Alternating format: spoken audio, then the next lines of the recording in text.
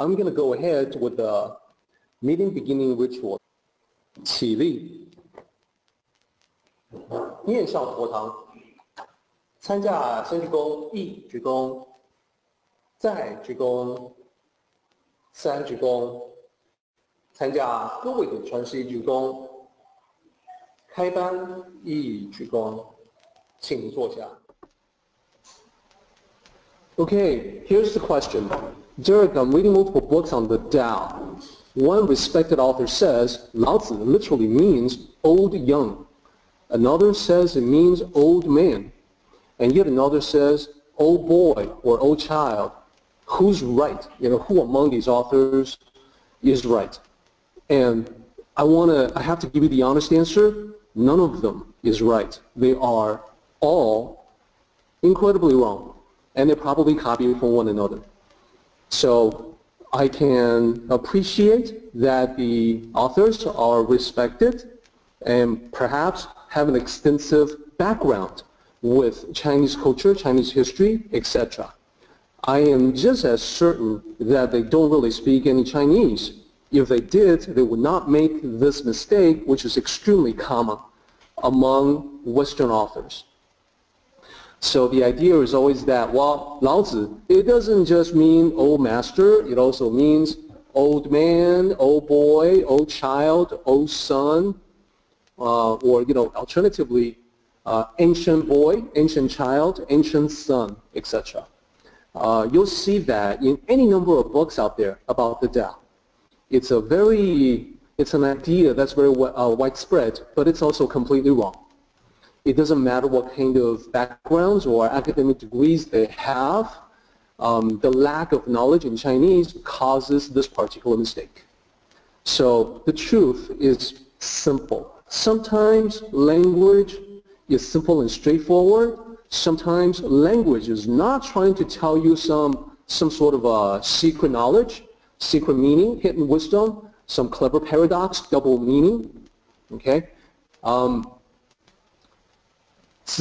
Lao Tzu, the second character, it means only master, and that's it. Nothing else. Does not suggest, insinuate, or hint at other meanings like young, child, boy, etc.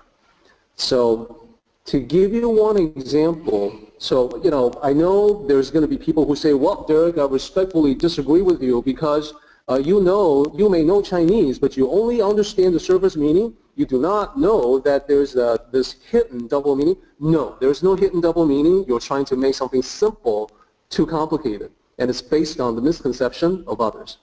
Now, let me give you an example. When it comes to honorary titles, one honorary title that we have and that we use all the time is when someone has a postgraduate degree, a PhD in a particular academic subject. So we'll say, Dr. So-and-so, Dr. Carl Sagan, Dr. Neil deGrasse Tyson, Dr. Isaac Asimov, etc. When I use that honorary title, doctor, I am not suggesting, insinuating, hinting at a double meaning that they are also medical doctors. How do I know that? Well, I just do, and so do you. You know that when you use the word doctor in the context of an honorary title, you're just talking about that thing.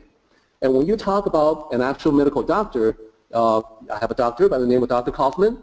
I am not implying that he also knows physics or he has a PhD in some other subject.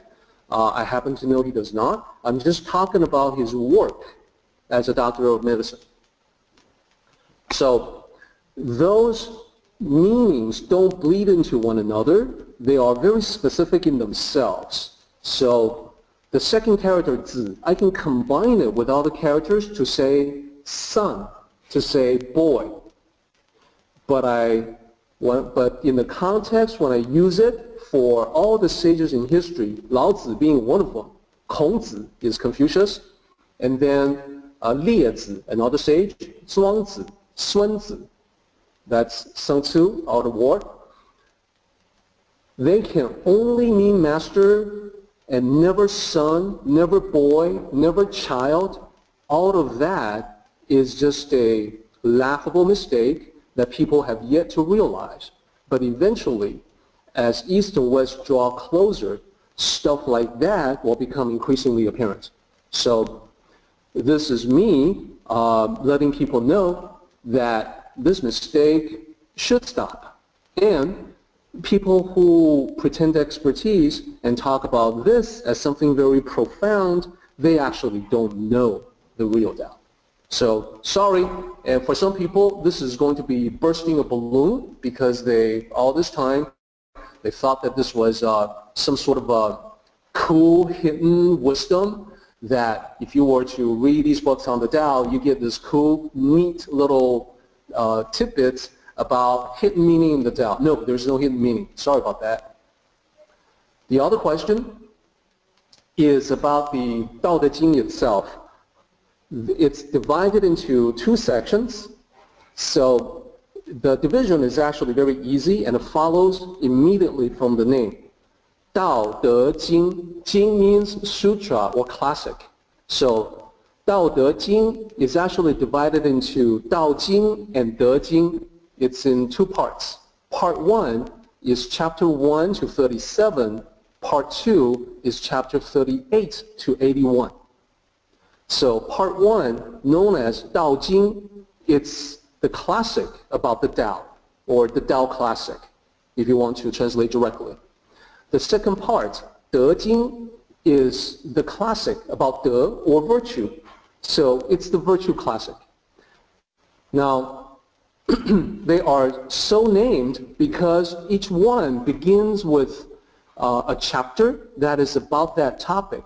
So chapter 1 of the Tao Te Ching starts out saying the Tao that can be spoken is not the eternal Tao. So it starts with Tao. It is the beginning of Tao Jing, the classic about the Tao, or the Tao classic.